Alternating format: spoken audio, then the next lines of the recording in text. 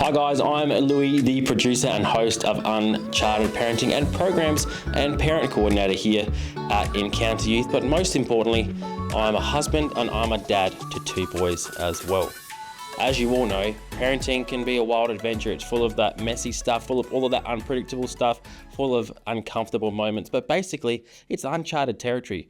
You're not alone though. And each week, we're going to have some amazing guests, some amazing professionals here on the podcast sharing tips, stories, and ideas to help you survive and thrive. And hopefully we have a couple of laughs along the way as well. So if you're ready to navigate the chaos of raising your young person with just a little bit of help, then welcome here to Uncharted Parenting.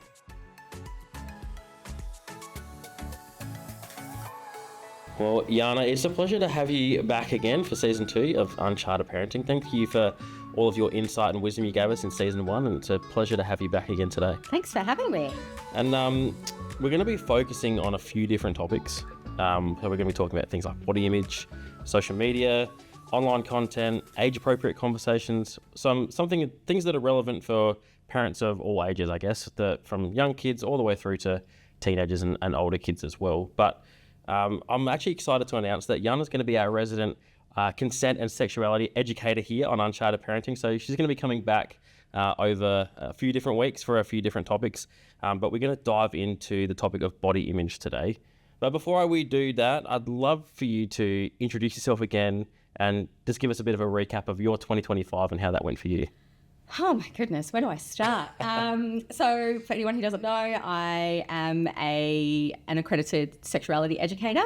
I do a lot of different things, but the basis of it is that relationships and sexuality education. Yeah.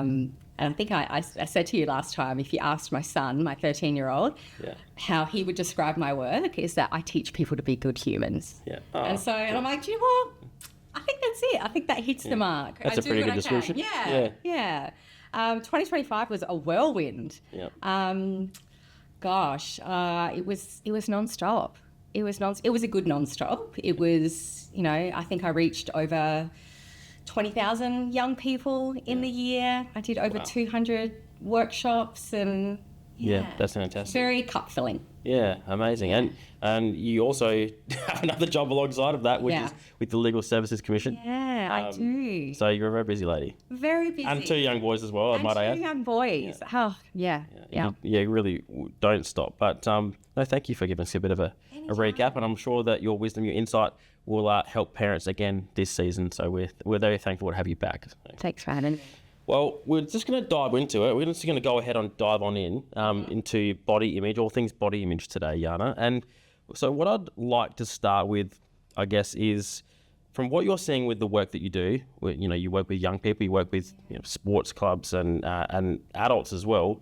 But from what you're seeing in your work with young people and their families, how do you think that they're feeling about their bodies and their body image today? Do you think it's changed over the last few years? Do you feel?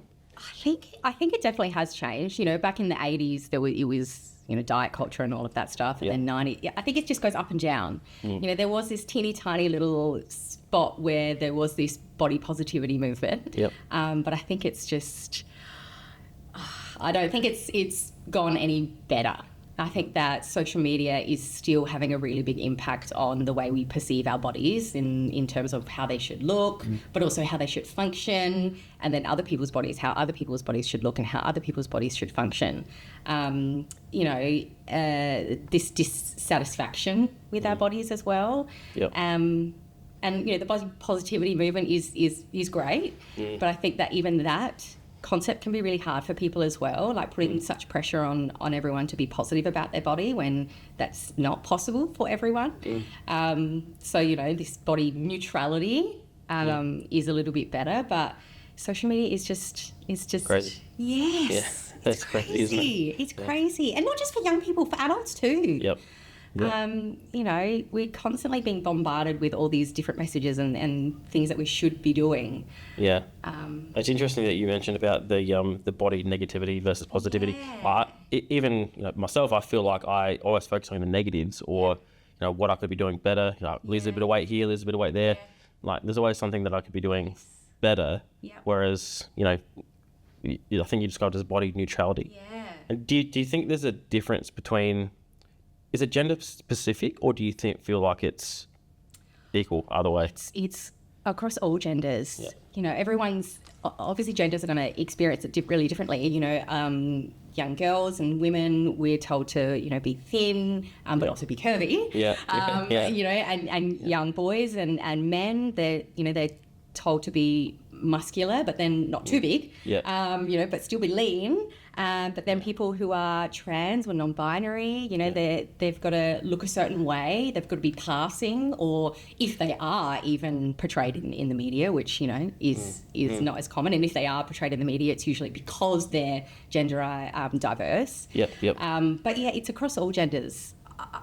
Yeah, I think it's just an even split. And I think it gets talked perhaps more for young girls and women than it does for other genders. But I think all genders, we need to remember that everyone's impacted. Yeah, absolutely. I completely agree. And you're right. I feel like even advertisements on TV and things like that, they seem to me to be targeted towards the female gender. But it's interesting that I think it does impact all genders and gender neutral people as well. Yeah.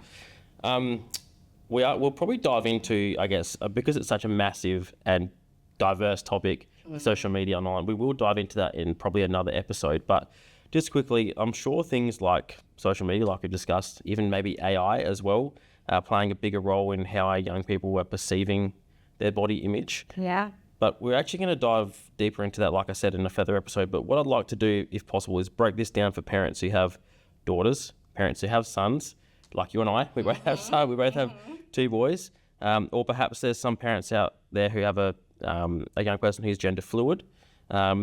Is there some distinct differences in how they perceive their body? I know we very briefly touched on that a second ago, but... Yeah, definitely. And it's gonna be different for each individual family as well. You know, if a family is living out in a country area or a metropolitan area, or if they've got access to social media and they don't have access to social media. But I think, you know, it's those ingrained messages that we're all receiving.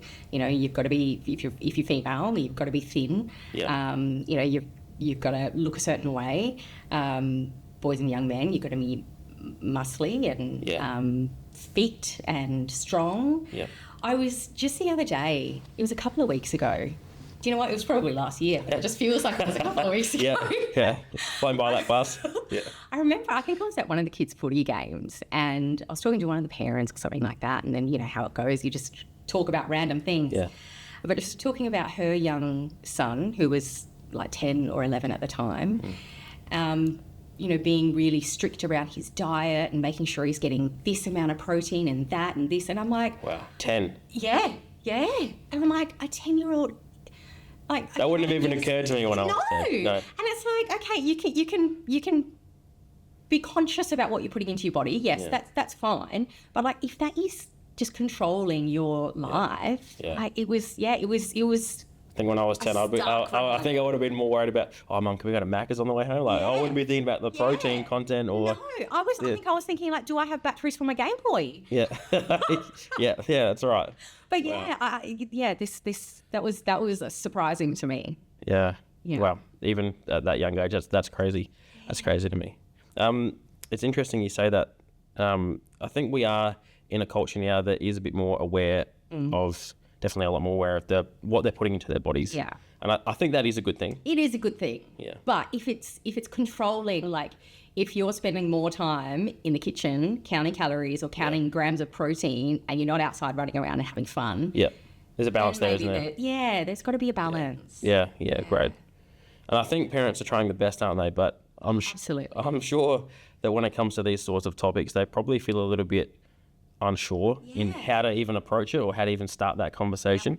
And is there some really practical tips that you can give us, Jana, that a sweet basis then, but what are some things that you think parents can maybe say or maybe inadvertently accidentally say that maybe they can try and avoid in this? Well, it's easy. I mean, like, you know, I grew up in such a diet culture and it's hard. I make a very conscious effort never to kind of say anything negative about my body when the kids are around. You know, I wait until they're out. But, you know, we no one's perfect and we don't have to be perfect. But, you know, if we do slip up and say, you know, if something comes out and you're like, I look really fat in that, Oh, well, actually, what I meant was maybe I don't know, I was feeling a little bit uncomfortable in my body that day, or whatever it was, and reframing that. I often, with my kid, we've got a cat, and my son always comments on the cat being really fat. And I'm like, we don't body shame in this house, okay? Don't body shame the cat. Don't body shame the cat. So, you know, you can make a light of it. Like, no, we're not making jokes. It's not a joke. But sometimes do you know what I mean? sometimes humour helps. To even maybe that's your way in to have that conversation. That's right. You know, would you say that to a person who was walking past, or no, you wouldn't. No. But yeah. So I think just you don't have to be perfect, but be really conscious about what we do say. And if we slip up, which is probably are going to, then we can kind of use that as a conversation starter. Yeah. Or if the cats are saying that the dog's really fat or the cat's really fat. Yeah. Then we can, use that as well to start that conversation off. Well, okay, how do we use that word? I'd be interested if you'd be willing, actually, if you had to have these conversations with your boys just yet. About their bodies and things like that? No, I haven't. Yeah. It's probably coming though. Yeah. 13 and 12, those conversations are probably coming. Yeah. But I've probably mentioned it already, that I do have strategic books in the toilets. Yeah. But you did mention that you might just slip a book onto their bed before when they get home. I'll watch this new book, Mum. Yeah. And I'll leave it open on the page. Yeah. I've got this really fabulous book. I think it's called Growing Up. Yeah. But it talks about lots of different diverse bodies and how they can look and how they function and all of these wonderful things. And it's really inclusive, but that one stays in the toilet. And so they've always got access to that. But I haven't had to navigate any kind of conversations around protein and things like that. Yeah. But I'm sure it's on its way. Yeah. Well, I think as they're exposed to it, and probably at school with their mates and things like that, it might be. And now that because they're sporty as well and they play footy. Yeah. Now that they're at that age where footy starts getting a bit more serious, like the teams and the coaches start taking it more serious, then these conversations are probably going to come up soon. Yeah, I think just on that, when I asked you about your own journey in that, I think a lot of parents would be asking the same question, and if they're listening to this, they'll be like, "Where do I start with this? Like, where do I even begin to break this topic down?" We've spoken about how to approach it with humour, perhaps, or with yourself, you use books as a way to do that. Is there maybe a few everyday things that they can do to help their kids to feel more comfortable and confident in their bodies as well? Is there anything that you'd suggest? Yeah, I guess, I guess it goes back to being that little bit more mindful. If you're making a comment, or even if it's a compliment on your child, kind of divert from that appearance based, like you can say like, you look fabulous today, but like don't be like, oh, you look so thin today, wow. So just being a little mindful around that kind of stuff. But also just normalize when you're out watching movies or out in public, like normalizing diversity. So then, they're not kind of focused on one only ideal, I guess. But it's just those small conversations over time that can chip away and have an impact. Yeah, I'd be interested. Just it's not one of our questions for you, but I just came to mind just then. Is that do you in your work that you do? You obviously deal with young people in schools, but you're also dealing with athletes in the AFL and things like that, adults in their own right. Do you find that even adults are a bit more aware, or maybe they've got preconceived ideas about things, and do you find that harder to navigate that, or do you find it easier with the young people? Yeah, I mean, the brain's a wonderful thing, isn't it? We can unlearn things, but it's easier when we're younger. Yes. When we're older, it's a little bit harder to unlearn everything that has been so cemented in. Yep. It is trickier with older people and adults to change that mindset. Okay. Even me, it's still ingrained in me, that whole diet culture. You've got to look a certain way and you've got to be thin and all of that stuff. Yeah. But got to get him young. Yeah. Well, it definitely helps. Like you said, the brain is a wonderful thing. And yes. Thank you for taking us through this topic today. It's such a nuanced topic. It's a very prevalent one, and it's an important one as well, I think, in today's society. But the one final question I have for you today on the topic of body image is, how can parents model a healthy relationship with their own bodies? And why does the language that we use and what does what we say matter so much to our kids? Because they're always watching. Right. They are always Sponges. watching, and they're sponges. Yeah, even when you think they're not watching, they are watching, or they're listening. So, if we're criticizing our own bodies, they're absorbing that, and they're going to model that because that's, mum's doing that. Well, then obviously, that's normal. That's what's expected. If we're constantly worrying about what we put in our body, okay, wait, actually, let me make sure that doesn't go over this many calories, or I've got to weigh that to make sure it's got this amount of protein. We're modelling that for them. Yep. So we're normalising that as well. They're just watching all the time. We've just got to be a little bit kinder to ourselves. We don't have to be perfect. No one's perfect, and I'm not asking anyone to be perfect, but, what can we model differently? If we genuinely do need to, for health reasons or whatever, if we do need to be more conscious of what we're putting into our body, okay, how can we do that in a way that is modeling something healthy for our kids? Okay, well, it's about balance. Actually, no, I don't want that Easter egg, but I might have it a little bit later. Maybe not today, but I might have one tomorrow. I'm just not feeling up to it. Like, we can frame it in a different way. Yeah. Rather than saying, oh gosh, no, too much sugar in that. Oh goodness, I couldn't. I'd put on a kilo. Yeah. So it's just changing those. Quite pretty simple, but different. And the way you approach it. Yeah, very interesting. Thanks so much for taking us through this topic. I think we've got so much more to dive into. I've got lots more questions on other topics for you, but we'll save that for another day. But thank you for joining us again on Uncharted Parenting today, and we can't wait to see you back again and to have you on regular episodes moving forward. Thank you. Thank you.